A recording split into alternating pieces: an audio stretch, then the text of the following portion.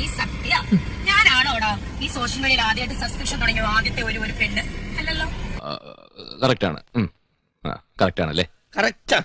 നീ പിന്നെ എന്തുവാണ് നീയും നിന്റെ കൂട്ടുകാരൻ അതിലും ഈ കിടന്ന് എന്നിട്ട് നീ ആസ്വദിച്ചിട്ട് സ്ക്രീൻഷോട്ട് എടുത്ത് പുറത്തു വിടും. നാണമില്ലടാ നിനക്ക്.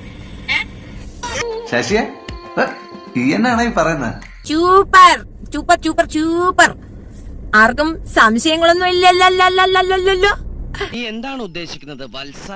തെറിത്താത്താണ് നമ്മളുടെ ശത്രു. ഐക്യ കണ്ടത് നമ്മൾ അത് അങ്ങോട്ട് പറയണം. പക്ഷെ ഞങ്ങൾ തമ്മിലൊരു ശത്രുതയുണ്ട്. ഞങ്ങൾ മിത്രമൊന്നുമല്ല. Tactics super. അതിനിടെ കൂടെ അഡ്ജസ്റ്റ്മെന്റ്. എന്തുകൊണ്ടാണ് ഇതിങ്ങനെ എക്സിസ്റ്റ് ചെയ്യണമെന്ന്, ഇത് സ്റ്റോപ്പ് ചെയ്യപ്പെടാതെ ഇങ്ങനെ നിൽക്കണമെന്നും, ഷെഫീന ബീവി ഇടപെട്ടാൽ ഇത് സ്റ്റോപ്പ് ചെയ്യപ്പെടുമെന്നുള്ള ധാരണയിൽ ഷെഫീനയെ ആക്രമിക്കുമെന്നുള്ളത് ബോധമുള്ളവർക്ക് മനസ്സിലാക്കാൻ വേണ്ടി ചെയ്ത വീഡിയോ ആണേ.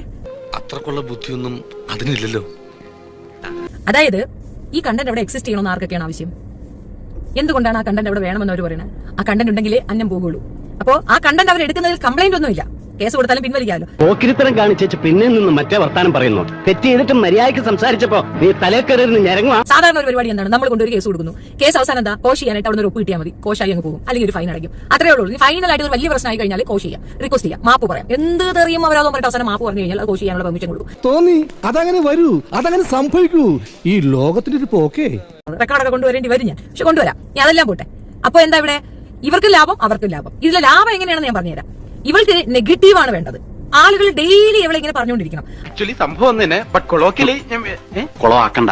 അപ്പൊ ഈ പറയുന്നതിൽ കൂടെ കിട്ടുന്ന ആ നെഗറ്റീവ് ഇമ്പാക്ട് കൂടെ ലൈം ലൈറ്റിൽ നിൽക്കുക എന്നുള്ളതാണ്. മറ്റിടത്താണ് കണ്ടന്റ് ആണ്. This content should be there. അതുണ്ടെങ്കിൽ ഡെയിലി ഇതെടുത്ത് വെച്ചിട്ട് പറയാൻ പറ്റും. നീ എത്ര പുളു വേണമെങ്കിലും അടിച്ചോ, പക്ഷെ കേൾക്കുന്നവർ കൂടി ദഹിക്കണം. എനിക്ക് വായി തോന്നുന്ന ക്യാമറ ആപ്റ്റ് ടൈമിൽ കൃത്യമായ രീതിയിൽ കൃത്യമായി പറഞ്ഞിട്ടുണ്ട്. അങ്ങനെ പറഞ്ഞു കൊടുക്കടി. അവരങ്ങനെ നിർത്തിയാൽ ശരിയാവോ? അവര് ഷെബീന ബീവിയെ തെറി വിളിക്കാൻ തുടങ്ങി കഴിഞ്ഞാൽ അതങ്ങനെ ശരിയാവാ. പക്ഷെ ഷെബീന ബീവിക്ക് കൊടുക്കണം, എന്നിട്ട് എന്നെയും തരണം. എന്നാലല്ലേ ആളുകൾ വിശ്വസിക്കുള്ളൂ, അല്ലേ? എനിക്കോ?